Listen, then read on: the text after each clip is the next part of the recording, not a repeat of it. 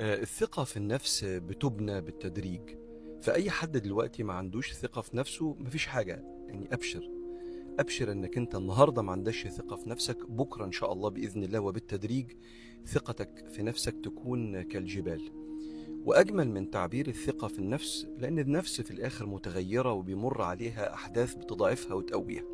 الأجمل هي الثقة في الله، إن أنت ربنا دايما في ظهرك يساعدك ويعينك. ولكن علشان تقدر تكتسب الثقة في النفس اللي مصدرها الثقة في الله، أنت محتاج 3 حاجات بيتعملوا، وبالتدريج يوم ورا يوم ال3 حاجات دول يكسبوك الثقة في النفس.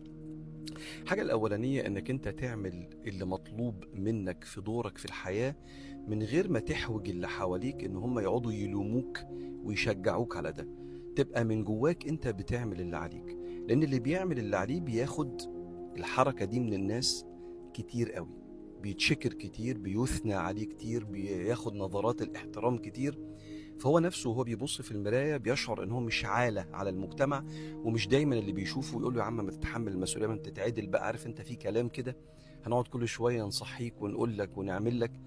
هو يشعر ان هو قوي بنفسه، هو الحقيقة قوي بالله مش بنفسه ولا حاجة، بس مش محتاج دايما حد يلومه علشان يعمل دوره في الحياة. فاعمل اللي مطلوب منك وتعالى على نفسك في ده علشان تسمع كلمات الشكرانية والتشجيع أكتر من كلمات العتاب. الحاجة التانية اللي بتتعمل إن يكون عندك مصادر متنوعة للقوة. فلو سمحت لو بتذاكر ذاكر والعب رياضة وصلي، ويا سلام لو يكون ليك كده صلة جميلة باللي حواليك، فيبقى عندك أصدقاء بتسأل عليهم ويسألوا عليك، فتشعر إن جوانب حياتك مش مهدومة. وبالتالي لما البني آدم بيبقى عنده achievements، إنجازات في جوانب مختلفة، ده بيبني ثقته في نفسه. فخد خطوات صغيرة في كل جوانب حياتك، بالذات في العبادة والرياضة والحاجة اللي بتعملها سواء كانت شغل أو علم، وده هيبني لك قاعدة كبيرة من الأصحاب.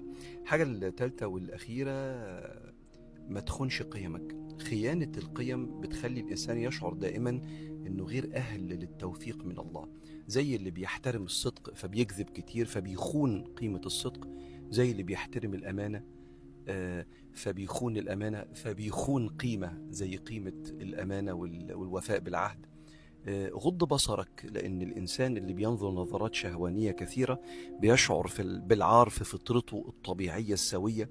فكل ما تكون متسق مع قيمك كل ما ده يساعدك إنك أنت أكتر تبقى راضي عن نفسك، ويوم ورا يوم مع الدعاء ربنا سبحانه وتعالى يبني لك ثقتك بنفسك كالجبال وأصلها الثقة في الله.